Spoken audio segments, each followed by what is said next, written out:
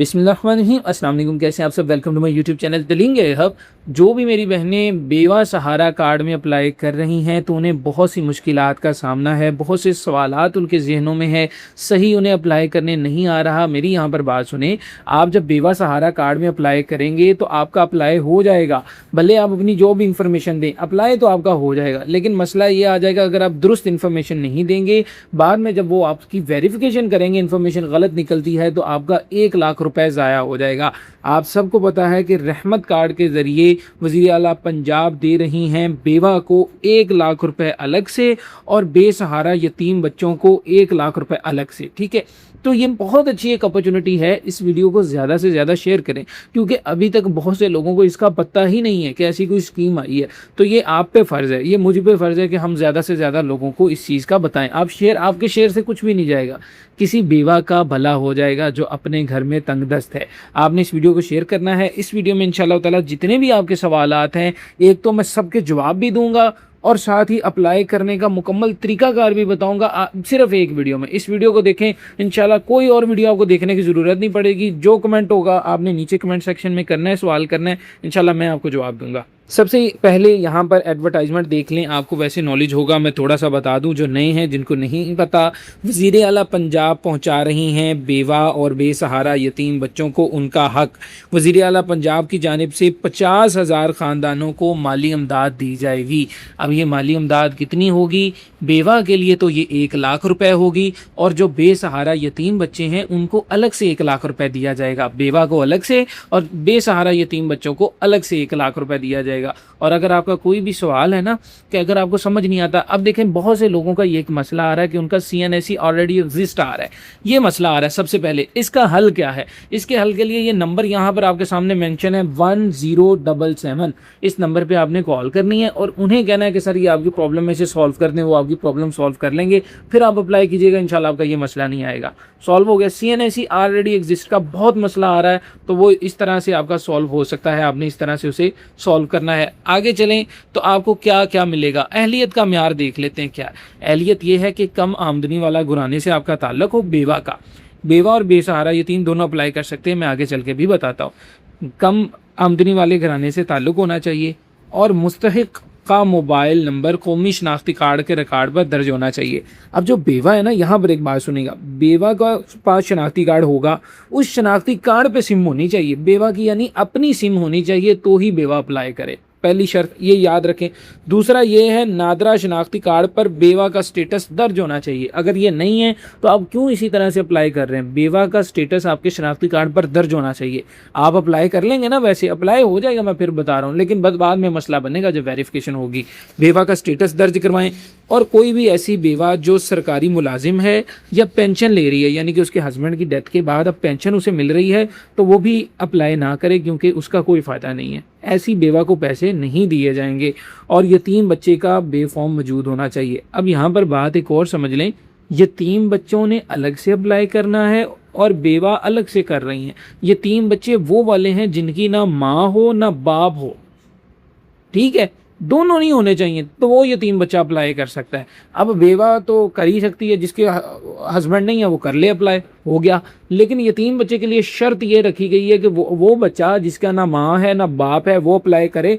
तो कैसे करेगा? उसका चचा करे, जिसकी सरपरस्ती में है, जिसकी सरपरस्ती में है वो अप्लाई करेगा बच्चे के हिस्से का। वो मैं आगे चल के बताता हूँ। अब यहाँ पर देखें कि पंजाब का मुस्तकिल रहायशी होना भी ज़रूरी है। ये कुछ शर्तें हैं, शर्तें आपकी समझ में आ गई होंगी। अब आपने अप्लाई किस तरह से करना है देखें। ये जो वेबसाइट है ना जी, इस वेबसाइट का लिंक मैं नीचे डिस्क्रिप्शन में आपको दे दूँगा, वहाँ से आके आपने इस वेबसाइट पर आ जाना है। जब आप इस वेबसाइट पर आ जाएंगे ना तो आपको यहाँ पर नीचे डिस्क्रिप्शन में लिंक है, साथ ही व्हाट्सएप चैनल का भी लिंक है। व्हाट्सएप चैनल को ज़रूर फॉलो करना है, वहाँ पर मैंने आगे सारी अपडेट वहाँ पर देनी है, साथ साथ कि जो बेवा सहारा कार्ड के मुतल्लिक चल रही होती हैं वहाँ पर सारी मिलती हैं आपको। इंशाल्लाह फॉलो कीजिएगा। यूट्यूब चैनल को आपने ज़रूर सब्सक्राइब करना है, बहुत मेहनत लगती है इस तरह की वीडियो में, और ज़्यादा से ज़्यादा शेयर करना है। अब आपने क्या करना है, अब आपने यहाँ पर रजिस्टर के बटन पर क्लिक करना है। रजिस्टर के बटन पे क्लिक कर लिया। क्लिक करेंगे तो इस तरह का इंटरफेस आपके सामने आ जाएगा। नया अकाउंट बनाएं। यहाँ पर अब नीचे देखें, नीचे 2 ऑप्शन है, एक तो लॉगिन का है और एक रजिस्टर का है। जब आप पहली दफ़ा अकाउंट बनाएंगे तो आपने रजिस्टर करना है, अकाउंट बना लिया है तो लॉगिन करना है, क्योंकि हम पहली दफ़ा बनाने लगे हैं तो रजिस्टर करना है। अब यहाँ पर आपने समझते जाना है, मैं सारे सवालों को जवाब साथ साथ ही दूंगा। अब यहाँ पर देखें, एक साइड लिखा है बेवा और एक साइड है double parent of orphan. Double parent यानी कि जिसके माँ और बाप दोनों नहीं है, वो वाला यतीम बच्चा, ये उसे कहते हैं।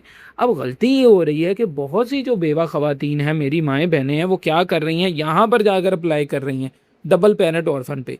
यहाँ पे बेवा ने नहीं अप्लाई करना, यहाँ पे मैं आपको क्लिक करता हूँ, मैं डबल पेरेंट ऑर्फन पे मैंने सबसे पहले क्लिक किया। अब यहाँ पर देखिएगा नीचे, ठीक है, यहाँ पर क्या लिखा हुआ है, सरपरस्त की मालूमात। आपने यतीम दरख्वास्त की किस्म मुंतखब की है, बराए करम रजिस्ट्रेशन फॉर्म में कानूनी सरपरस्त की मालूमात दर्ज करें ताकि तस्दीक और दरख्वास्त की कार्रवाई दुरुस्त तरीके से मुकम्मल हो सके।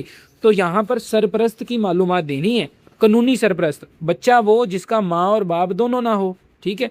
अब यहाँ पर आए, आपने नेम बताना है, गार्डियन का नेम बताना है कि आप बताएं उसके चचा हैं, ताया हैं, कौन है आप, अपना नाम पहले बताएं, नीचे नाम बताना है अपना, जो भी आपका नाम है, रफ़ीक है, सदीक है, अपना नाम बताएं।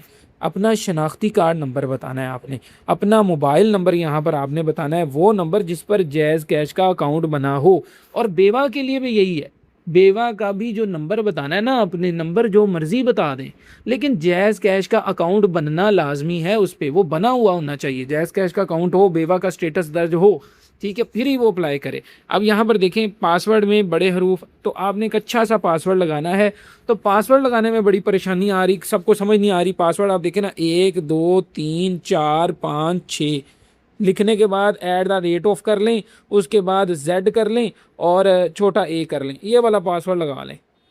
इसमें नंबर जो मर्जी लगा लें, जो नंबर आपको पसंद आते चेंज कर लें, ठीक है। 5 की बजाय आप 6 लगा लें, 4 की बजाय आप 3 लगा लें। इस तरह का पासवर्ड लगाएंगे, आपका पासवर्ड लग जाएगा, कोई भी मसला नहीं आएगा। नीचे आपने पासवर्ड लगाना है यहाँ पे, और नीचे आपने पासवर्ड लगाना है, और फिर नीचे आ जाए। अब यहाँ पर कैप्चा जो है ना, ये वाला जैसे लिखा हुआ है सेम एज इट इज़ आपने नीचे लिखना है, बिल्कुल वैसा। लिखने के बाद आपने यहाँ पर टिक कर देना है, फराहम किया गया मोबाइल नंबर मेरे शनाख्ती कार्ड पर रजिस्टर्ड है। ये बेवा के लिए भी यही शर्त है, रजिस्टर्ड मोबाइल नंबर के साथ डिजिटल वॉलेट के क़याम की रजामंदी दी जाती है ताकि CM पंजाब रहमत कार्ड की माली इमदाद वसूल की जा सके। यानी कि शनाख्ती कार्ड के साथ नंबर रजिस्टर्ड हो और साथ ही साथ जैज़ कैश का अकाउंट बना हो। समझ आ गई, ये चीज़ें आपकी होनी चाहिए। शनाख्ती कार्ड पर बेवा का स्टेटस हो, अगर बेवा अप्लाई कर रही है अलग से अपना।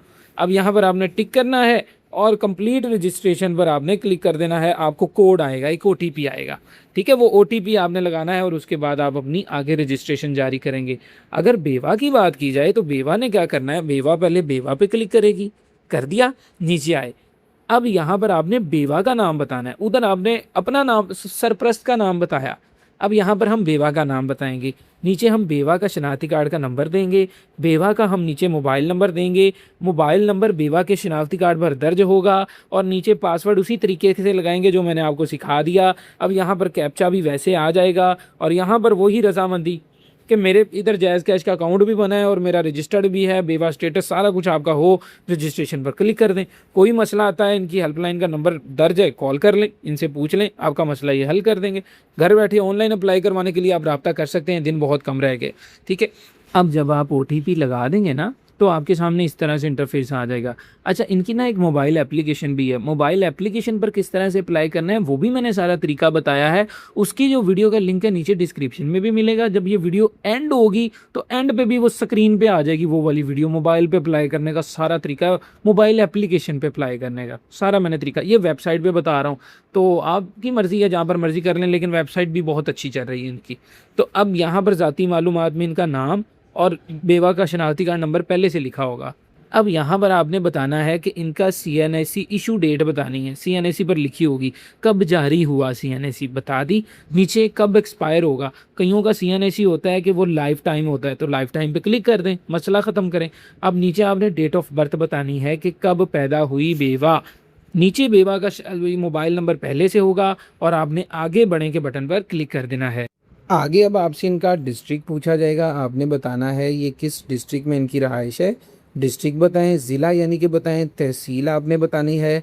नीचे आपने इनका पता बताना है, बेवा का सारा कुछ बता रहे हैं हम, बेवा का मज़हब बताएं, बेवा की जिन्स, ज़ाहिर बात है फ़ीमेल, और उसके बाद आपने फिर से आगे बढ़ें के बटन पर क्लिक कर देना है।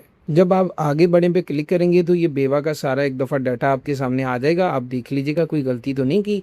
अब यहाँ पर देखें इकरारनामा आ गया है।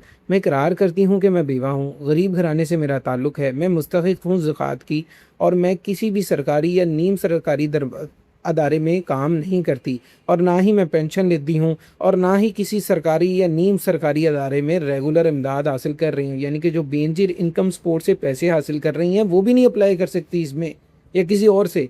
मैं ये भी बयान करती हूँ कि मेरा दिया गया मोबाइल नंबर मेरे शनाख्ती कार्ड पर रजिस्टर्ड है।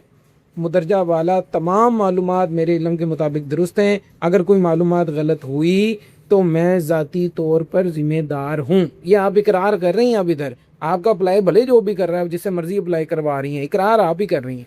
तो अब आपने क्या करना है, अब आप नीचे आएँ। नीचे आके यहाँ पर आपने मैं इकरारनामा पढ़ लिया और मैं इसे कबूल करती हूँ पर टिक कर दें। वहाँ पर भी सेम इसी तरह से होगा। पीछे यतीम वाले में सरपरस्त ने अपनी मालूमात देनी है। जिसकी सरपरस्ती में बेवा उधर ना जाए, बेवा अपना अलग से अप्लाई करेगी, उसका यतीम बच्चों से कोई ताल्लुक़ नहीं है।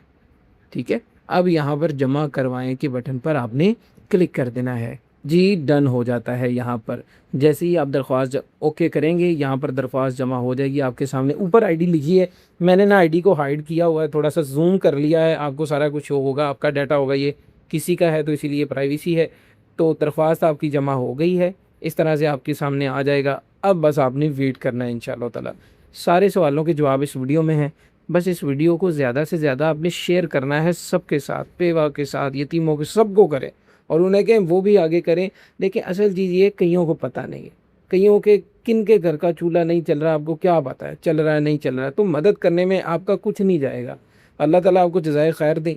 और चैनल को ज़रूर सब्सक्राइब कीजिएगा, वीडियो को लाइक कीजिएगा और नीचे कमेंट कीजिएगा ये वीडियो आपको कैसी लगी। अगर कोई कमी कोताही हुई है, कुछ रह गया है बताने वाला, पूछ लें, मैं इंशाअल्लाह ताला ज़रूर आपकी मदद करूँगा। जज़ाकल्लाह खैर, थैंक यू सो मच। दुआओं में याद रखिएगा। मुझे दें इजाज़त। अल्लाह निगहबान।